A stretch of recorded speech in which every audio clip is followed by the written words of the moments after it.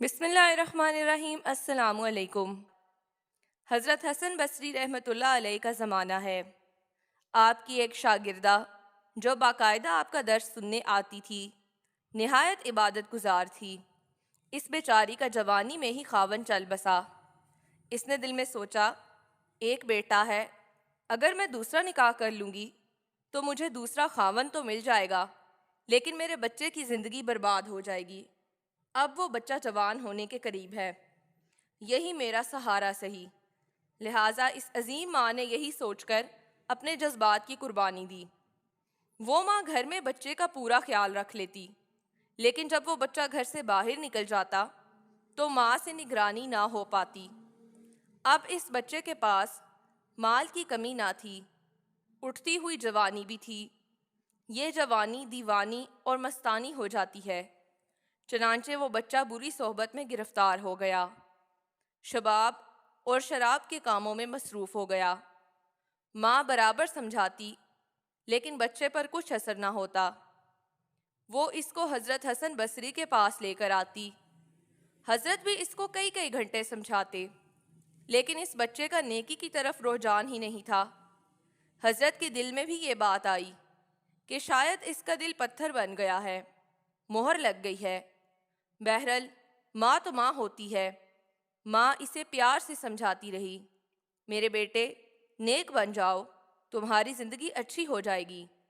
کئی سال برے کاموں میں لگ کر اس نے اپنی دولت کے ساتھ اپنی صحت بھی تباہ کر لی، اور اس کے جسم میں لا علاج بیماریاں پیدا ہو گئیں۔ معاملہ یہاں تک آ پہنچا کہ اٹھنے کی بھی سکت نہ رہی اور بستر پر پڑ گیا۔ اب اس کو آخرت کا سفر سامنے نظر آنے لگا۔ ماں نے پھر سمجھایا، بیٹا تو نے اپنی زندگی تو خراب کر لی، اب آخرت بنا لے اور توبہ کر لے۔ اللہ بڑا غفور الرحیم ہے، وہ تمہارے تمام گناہوں کو معاف کر دے گا۔ جب ماں نے سمجھایا، اس کے دل پر کچھ اثر ہوا۔ کہنے لگا، ماں میں کیسے توبہ کروں؟ میں نے بہت بڑے بڑے گناہ کیے ہیں۔ ماں نے کہا، بیٹا حضرت سے پوچھ لیتے ہیں۔ بیٹے نے کہا، ماں اگر میں فوت ہو جاؤں تو میرا جنازہ حضرت حسن بصری رحمۃ اللہ علیہ پڑھائیں۔ ماں حضرت کے پاس گئی۔ حضرت کھانے سے فارغ ہوئے تھے اور تھکے ہوئے تھے، اور درس بھی دینا تھا، اس لیے کیلولہ کے لیے لیٹنا چاہتے تھے۔ ماں نے دروازہ کھٹکھٹایا، پوچھا کون؟ عرض کیا، حضرت میں آپ کی شاگردہ ہوں، میرا بچہ اب آخری حالت میں ہے، وہ توبہ کرنا چاہتا ہے، لہٰذا آپ گھر تشریف لے چلے۔ حضرت نے سوچا یہ پھر سے دھوکہ دے رہا ہے اور میرا وقت ضائع کرے گا اور اپنا بھی کرے گا۔ سالوں گزر گئے، اب تک کوئی بات اثر نہ کر سکی، اب کیا کرے گی؟ کہنے لگے، میں اپنا وقت ضائع کیوں کروں؟ میں نہیں آتا۔ ماں نے کہا، حضرت اس نے تو یہ بھی کہا ہے کہ اگر میرا انتقال ہو جائے تو میرا جنازہ صرف حضرت حسن بصری پڑھائیں گے۔ حضرت نے کہا، میں اس کے جنازے کی نماز نہیں پڑھاؤں گا، اس نے تو کبھی نماز ہی نہیں پڑھی۔ اب وہ شاگردہ تھی، چپ کر گئی، روتی ہوئی گھر آ گئی۔ بیٹے نے پوچھا، کیا ہوا؟ ماں نے کہا، ایک طرف تیری حالت، دوسری طرف حضرت نے انکار کر دیا۔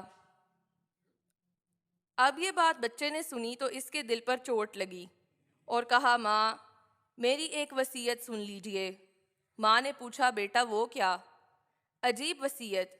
کہا، امی میری وصیت یہ ہے کہ جب میری جان نکل جائے تو سب سے پہلے اپنا دوپٹہ میرے گلے میں ڈالنا، میری لاش کو کتے کی طرح صحن میں گھسیٹنا، جس طرح مرے ہوئے کتے کی لاش گھسیٹی جاتی ہے۔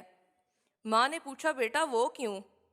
کہا، امی اس لیے کہ دنیا والوں کو پتہ چل جائے کہ جو اپنے رب کا نافرمان اور ماں باپ کا نافرمان ہوتا ہے، اس کا انجام یہ ہوا کرتا ہے۔ میری پیاری ماں، مجھے قبرستان میں دفن نہ کرنا۔ ماں نے کہا، وہ کیوں؟